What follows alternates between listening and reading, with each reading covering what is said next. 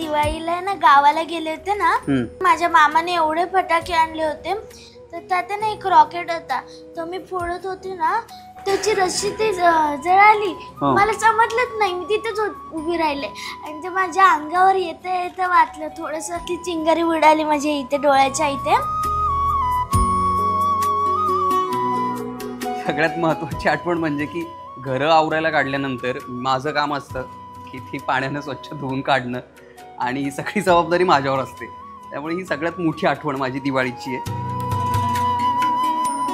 मग आईला तू काय मदत करते फराळ बनवायला? मला ना ते फराळ खायला खूप आवडतात, पण मम्मी ना मला बनवूच देत नाही. मम्मी बोलते की तुला नाही जमणार, तू नको बनवू. अच्छा, आणि तुला कुठलं फराळ आवडतं दिवाळीचं? मला करंजी आवडते, शंकरपाळ्या आवडतात, अजून काय असतं? चकली. चकली एवढी नाही आवडत. तुला? मला चकली आवडते, लाडू आवडतो आणि सगळ्यात जास्त शंकरपाळे, ते पण चहात. चहात? हो, चहात माझ्या पप्पांना आवडतं. अच्छा, जरा मला मदत कर बरं. काय करू? हे कसं काय बनवायचं तू बोललेली? काय चाललंय सगळं? आता तुझी हिम्मत कशी झाली दिगू सोबत कंदील बनवायची? तुला फराळ हवेत ना? नाही भेटणार.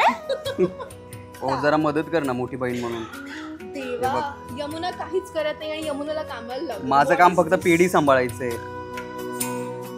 बरं, दोघांनी पण ऐका, खूप छान करा. रमाई वाट बघते, लवकर या, कळलं? हो.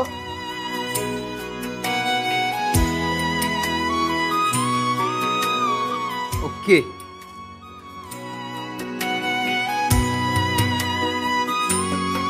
सन मराठी दीपोत्सव 2025 19 ऑक्टोबर दुपारी 1 आणि रात्री 8 वाजता आपल्या सन मराठीवर.